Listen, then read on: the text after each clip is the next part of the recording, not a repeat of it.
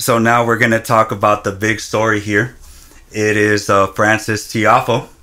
Who would have thought that he was the big story? But he did make some controversial remarks. He did win his first round. First time that he's come back from 2 sets to come back ever for a big foe. And the action wasn't the big issue here. The thing was, you probably have to quote, so I'm just going to paraphrase it. He's all, I was seated here last year.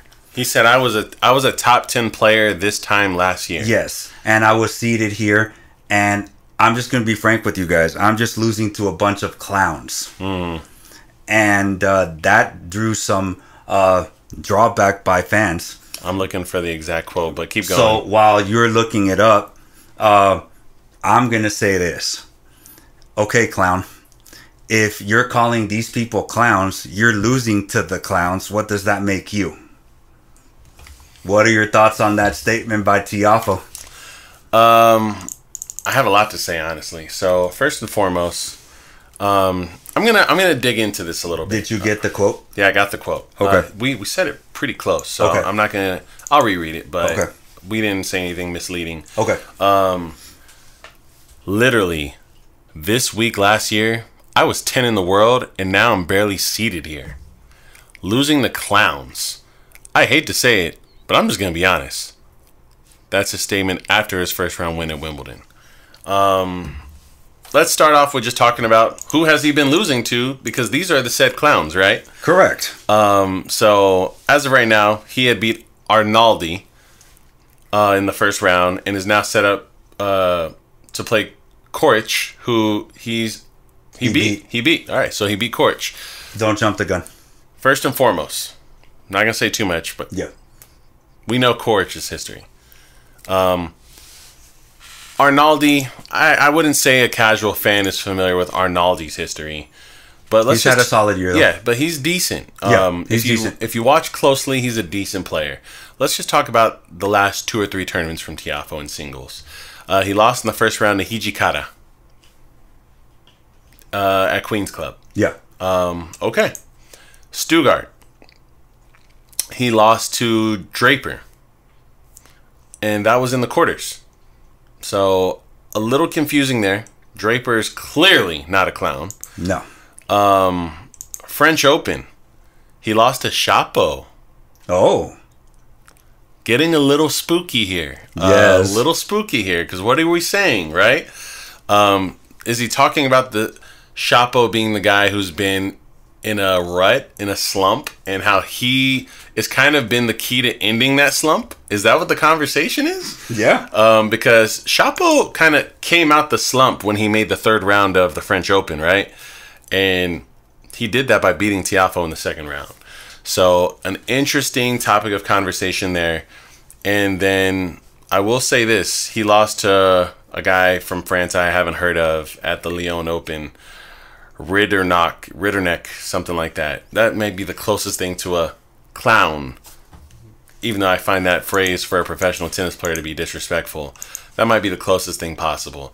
First and foremost, I just want to say his last 4 or 5 matches, he's only played respectable athletes, whether he won or lost.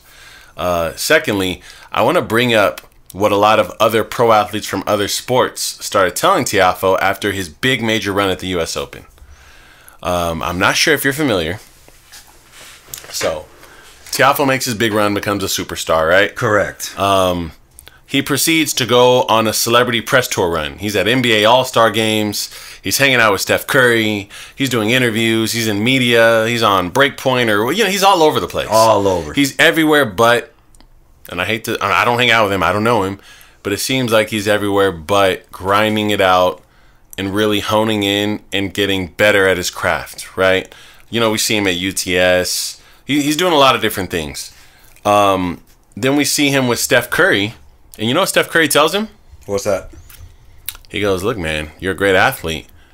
But can I be honest with you for a second? You don't seem like you're really locked in.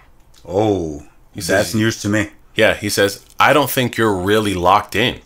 I don't think you're really dialed into your sport and your craft yet. And Tiafoe kind of just smiled. What are your thoughts on Steph Curry kind of calling it early? This was last year.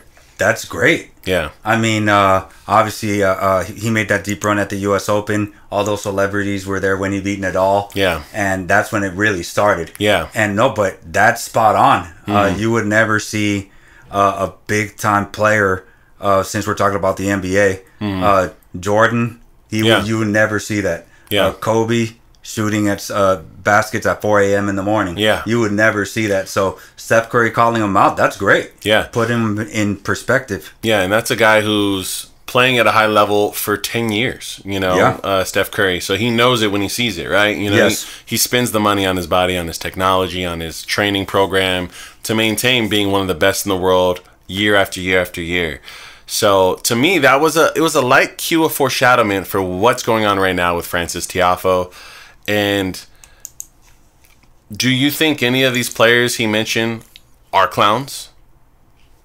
Again, Arnaldi has had a good season. I mean, Chapo, if you want to call him a clown by result, I guess. But I don't know. I don't know about calling these ATP players clowns when you can't beat them. Yeah, when you've had a bit of a goofy season yourself. Yes.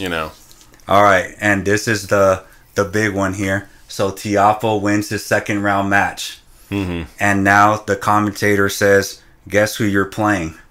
And he says, oh, okay. Tiafoe says, Alcaraz, I'm coming for you. Coming after you. So he's playing the savior of tennis in the third round. The savior of tennis versus the clown killer. Yes, there you go. Okay. Snippet, gotcha. Snippet for sure. And then Alcaraz was told that he's going to play Tiafoe. And then Alcaraz said, I'm coming for him. Oh. With a big smile. With that big that big Alcaraz smile we're used to seeing. Yes, so what are your thoughts on that third round matchup? Let me say this. We saw peak Frances Tiafoe playing his best tennis, super fit, super sharp. His run got ended by Carlos Alcaraz. That is correct. And we saw Tiafoe look into the crowd and say, I'm giving this everything. And he didn't have enough. Do we think the guy that's coming out of a slump playing clowns has what it takes to go against the Wimbledon champion? I don't think so. This would be an incredible story to a big slump, but it would be a crazy plot twist if it does happen. What are the odds to you that Tiafoe finds a way and shakes off all the clown juice and assassinates the king? Oh, man. Well, Alcaraz did make a statement after making that statement of I'm coming after him. I'm just going to read it. He said, we played a really good match at the U.S. Open. I know that he is a really talented player. I'm going to say even tougher here on grass with his style. Good volleys, good slices. So it's going to be a really difficult match, but I am ready for the challenge. I love it. That's Alcaraz on Tiafoe. So with that being said, he does possess a little bit of a challenge. He has a tool set. With the tools on grass. Yeah. So it makes sense. Yeah. You would give him a puncher's chance with Alcaraz saying all that. Does that change your mind? Here's the thing. Carlos saying all those things about him, to me, is actually the opposite effect.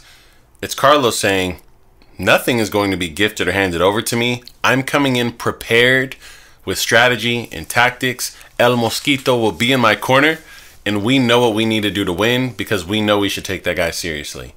That's what I take from that statement.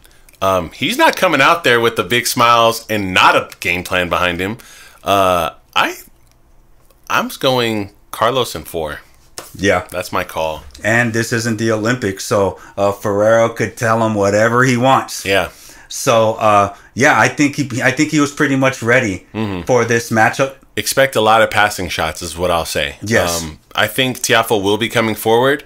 I don't know if Tiafoe will have the setup sequences needed to exploit Carlos. I Right. think Carlos is going to have a lot of firepower from the back of the court, and Tiafoe is not really match sharp enough yet to be coming in behind every ball and making these points as short as he'd like to. Yes, I believe that El Mosquito definitely has a game plan. They've been waiting for this match most likely. And with Tiafoe saying that stuff, that was just the perfect time for Alcaraz to say, you don't even know, but I've been studying you. I'm ready. Yep. So that's my take there.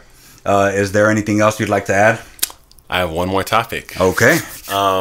Even though that was a great closing topic, by the way.